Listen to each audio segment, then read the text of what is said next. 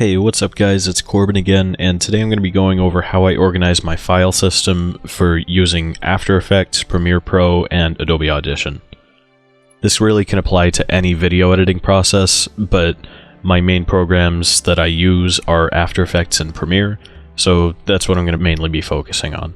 So let's dive right in. The first point that I want to go over is naming. Name everything that you can.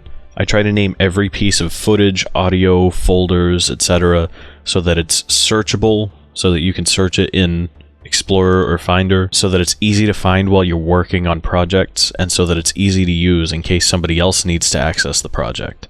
In the professional world, that last point about collaboration is absolutely essential. When you're working in a studio with other people, it's absolutely essential that you work in a way that makes sense to other people as well, and is easy to follow. The next point is make a folder for every project that you work on. You can see 5 folders here.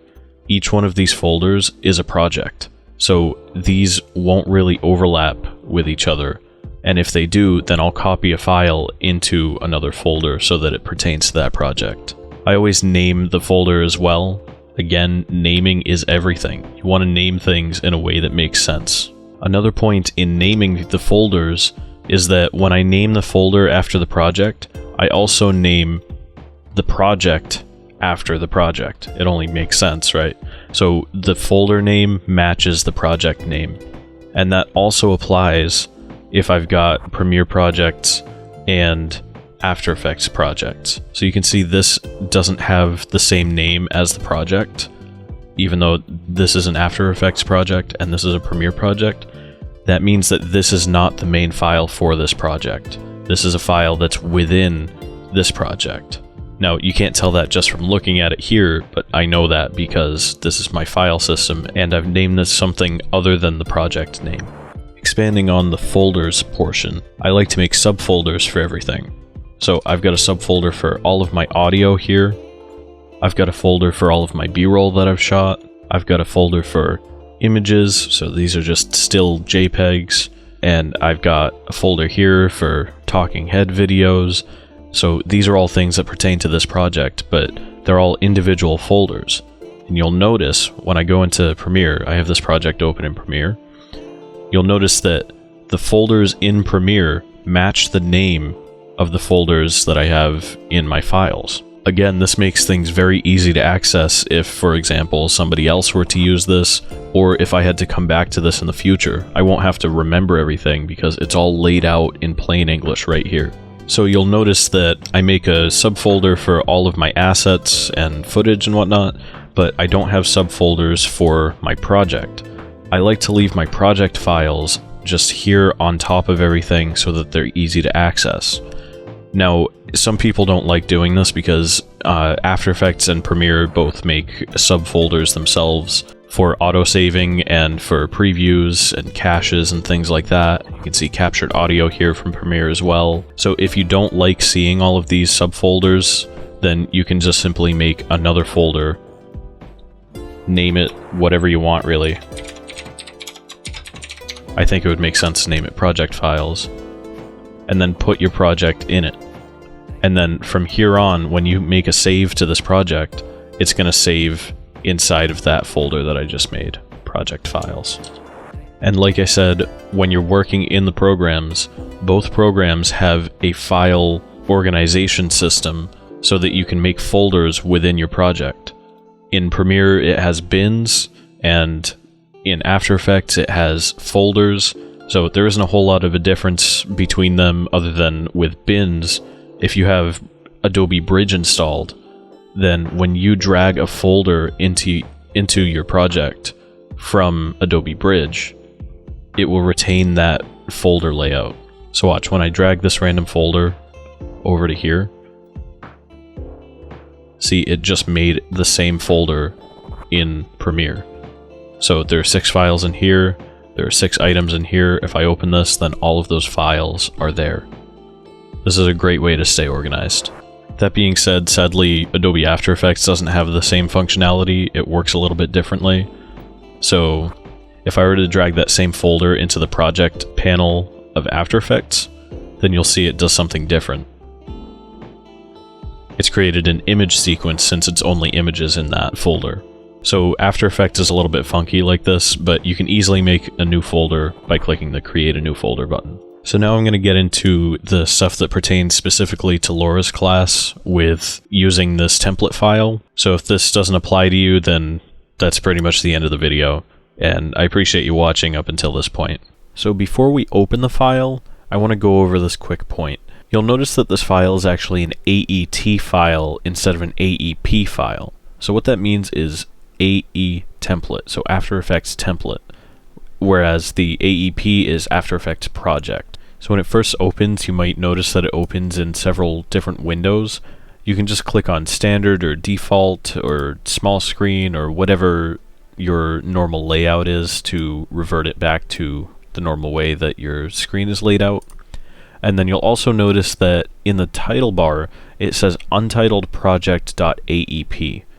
So you'll see AEP here, which means After Effects project, and that means that it's created a new project. So when you go to hit Control S to save, it's actually going to do a save as, and it's going to save as a new project. So you'll never end up overwriting that template file. That's kind of the idea behind an AET file, is that you can reuse it as a template over and over again without altering it by accident. So the first thing that you might notice about this file is that it's actually kind of big. This is a 4K file, so you can see it's running at about 24 frames per second. This is the industry standard 23.976, which I like to work in. You can see the resolution is 3840 by 2160. That is regular widescreen 4K. You can see that's denoted by the profile name up here. You can see the duration down here is about 1 minute and 9 frames. You can change this as needed. And you can see that the preview resolution should be set at 1/4. So that's a resolution of 960 by 540. Now I have this set as the default preview resolution so that it can render a little bit easier on your computer. So I'm going to click OK here and come back in. Now, I'm going to keep this short, but a couple of key points. First, you'll see that the I'll see you in class clip is this weird tan color. That means that it's a pre-composition. Now, this is something that you should definitely learn about. This is literally just a composition within a composition.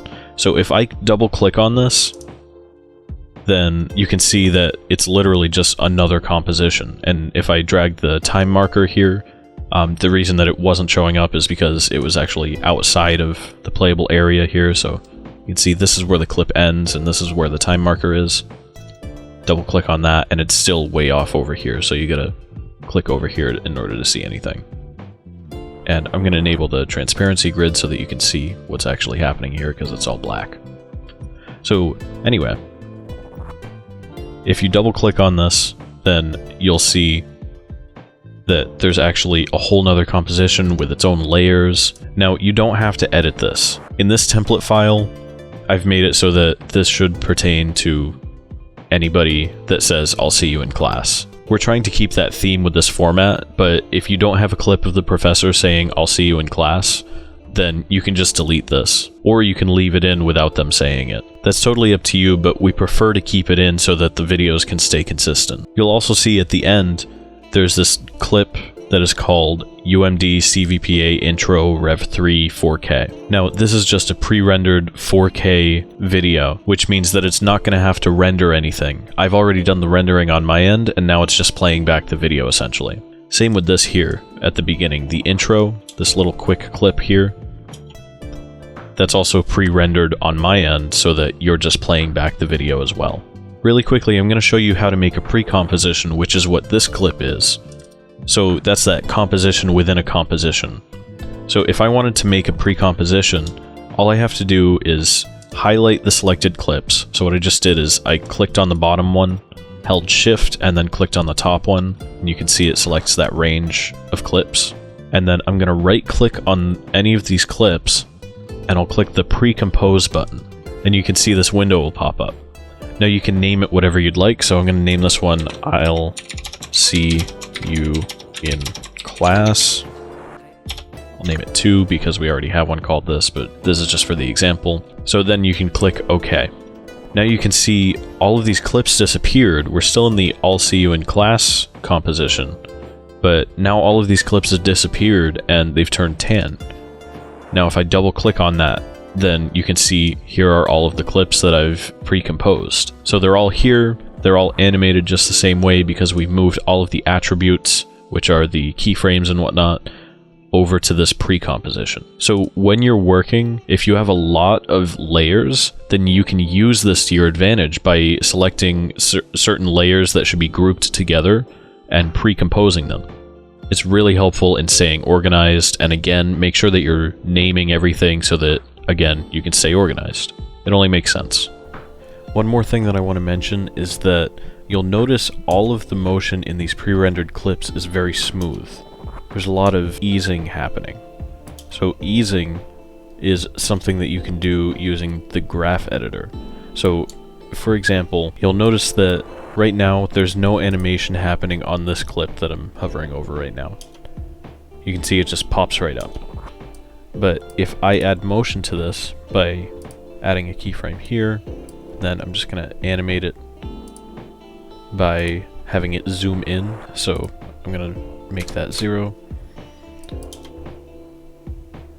So you can see it just kind of lamely animates in like that. It's not very smooth and there's no motion blur. So what you want to do is see this little ball icon right here. Click on that checkbox down here to enable motion blur. So now you can see that there is motion blur happening. You can see that very clearly here in my pre-rendered clip, how there's motion blur. So that's going to kind of help sell the motion, but you can still see that the motion isn't very fluid. So what I'm going to do is select the keyframes here. So I'm clicking on the word scale so that this is selected. You want it to light up. And then I'm going to click on the graph editor button. That's this one right here. And now you can see there's this weird graph. So if I click on the little auto zoom graph height button, then you'll see that there's a graph here. Now if it looks different to you, if it looks like this, then right click on the background and select edit speed graph. So now you're in the graph editor. You can see this is actually the velocity of these keyframes over time. So it's moving at a constant speed. Now if I were to drag this all the way down, so I'm going to drag that down to this thick line that has a 0 here, that means that it's going to move 0 pixels per second. Then you'll see the motion is a little bit different now. So if I have the velocity the highest when it first enters the screen, so I can drag this handle all the way over, and then I'm going to drag this handle all the way over as well, you'll see that it's now this sort of curved graph. So watch when I play it back. You can see the motion is drastically smoother now. It kind of flies into the screen and then eases into place. So that's kind of what you want to go for if you're animating still images into the frame. You never want to have just constant motion like you saw when the graph was straight like this. That just looks super cheesy, and you really want to avoid that if you can, because it's not going to look very fluid and it's going to break up the pacing of the video and make it feel very amateur. So lastly, in terms of organization, that's the word of the day, I guess, you can see all of these folders over here. So try to use them to your advantage, make more folders as needed, try to stay organized. It's going to really help you along the process of working in After Effects in general, but especially in using this template. So that's all I've got for today. I hope you enjoyed the video. This was a little bit of a quick one, but hopefully it was still informative, and I'll see you in the next one. Thanks for watching.